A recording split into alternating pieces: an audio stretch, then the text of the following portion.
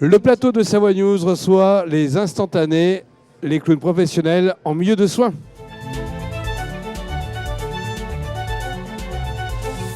Bonjour Ingrid. Bonjour Laurent. Bonjour Edgar. Bonjour. Alors Edgar, vous êtes un clown professionnel. Oui, tout à fait. Et Ingrid, vous gérez tous les clowns professionnels de l'association L'Instantané. Expliquez-nous en quoi consistent vos missions que vous avez depuis 2014. Alors notre rôle est d'intervenir dans les établissements de soins. Ça peut être les hôpitaux en pédiatrie, en soins palliatifs, en oncologie par exemple à Annemasse, ou alors dans des établissements spécialisés pour les handicapés, adultes ou enfants, et également en EHPAD, dans les maisons de retraite. Alors j'imagine que c'est une approche particulière, amuser tout en étant ludique et puis jouer aussi sur cette sensibilité qui touche tous les malades. Exactement, on essaie de s'adapter en fonction du public, des différents registres. Si on intervient auprès des personnes âgées, des enfants ou des enfants en situation de handicap, et on essaye vraiment à chaque fois qu'on rentre dans une chambre, justement de voir ce qui se passe. C'est là où nous, on est des clowns professionnels, et en plus d'être des clowns professionnels, on est des clowns formés dans ces situations-là pour ne pas interférer dans les soins qui peuvent être prodigués au moment où on intervient et être au meilleur moment, au meilleur endroit en situation justement de jeu. Être clown, c'est un peu pédagogue finalement? Oh, je dirais pas pédagogue, non. Être clown, c'est être soi-même, mais x10.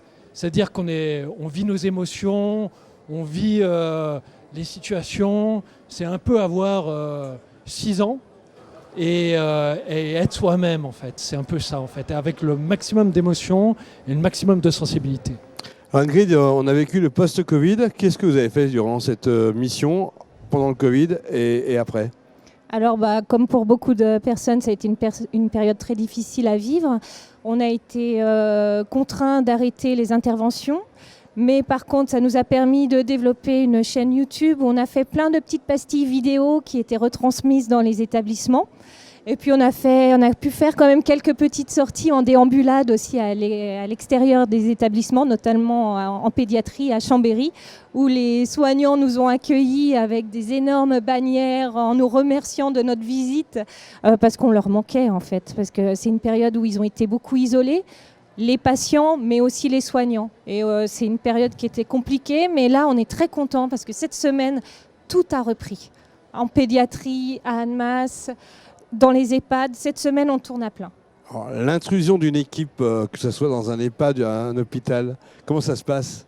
Alors, c'est vraiment un travail de collaboration entre les équipes soignantes et les clowns, en fait, sur lequel on essaye vraiment, on n'est pas des prestataires de services, on est vraiment des partenaires dans lequel on essaie de trouver un mode de collaboration avec les équipes soignantes, de comment on intervient, qu'est-ce qu'on vient y faire, d'avoir des objectifs communs.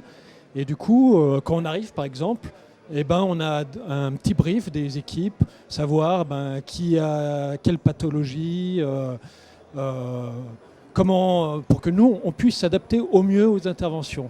Et après, on rentre, on fait les clowns, on essaye d'être au maximum de ce qu'on peut faire au moment des interventions. Et après, il y a un débrief dans lequel on essaye de justement voir comment ça s'est passé, dans l'objectif justement d'avoir une intervention encore plus adaptée la fois suivante. J'imagine que les patients sont réceptifs.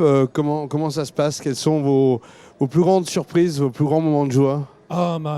Les plus beaux moments, ça peut être par exemple qu'on rentre dans une chambre où il y a un enfant qui est très douloureux, qui a du mal même à ouvrir les yeux. Et là, il y a un jeu qui commence, un prétexte, une chanson, un tour de magie. Et on voit les yeux d'un enfant qui s'allume comme ça.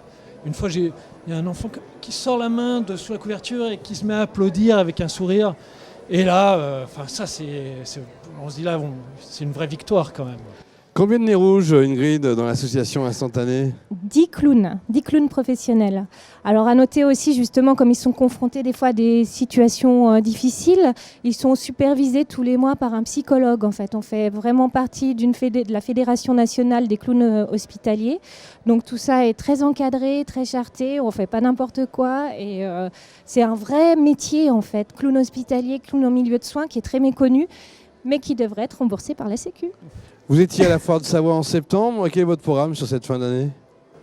Notre programme, c'est de continuer à intervenir dans les différents lieux et essayer, et justement, de s'adapter au mieux justement aux directives d'hygiène Covid pour justement continuer d'apporter du bonheur auprès des enfants, des personnes âgées et des personnes en situation de handicap. Et des soignants qui en ont besoin aussi également. Parce que quand les clowns interviennent dans les chambres, ça bénéficie forcément aux patients, mais à leurs familles également, qui ont un compte-rendu de ce qui s'est passé. En général, ça se passe bien, donc les familles sont heureuses d'avoir de ces témoignages-là. Et aussi, les soignants, ça leur apporte aussi une petite bulle, une petite respiration dans ces journées qui sont particulièrement tendues dans cette période. Alors, je rappelle que vous êtes une association. Comment vous aidez ? Alors, c'est très simple. Pour cela, nous, on a toujours besoin de soutien, de bénévoles, d'adhérents, de mécènes, de partenaires, que ce soit la presse justement. Nous, on a vraiment besoin de visibilité parce qu'on est encore une jeune association, on n'a que 6 ans. Et justement, notre présence à la Foire de Savoie, on remercie d'ailleurs Savoie Expo qui nous a fait un super accueil, vraiment, on les remercie de tout notre cœur. Donc pour nous, c'est vraiment important de venir, de relayer nos informations sur les réseaux sociaux. Donc on a une chaîne YouTube, on est sur Facebook et puis il y a le site internet aussi, lesinstantanés.fr, donc c'est les-instantanés.fr. Et vous pouvez faire des dons en ligne également. Merci et bravo. Merci à vous.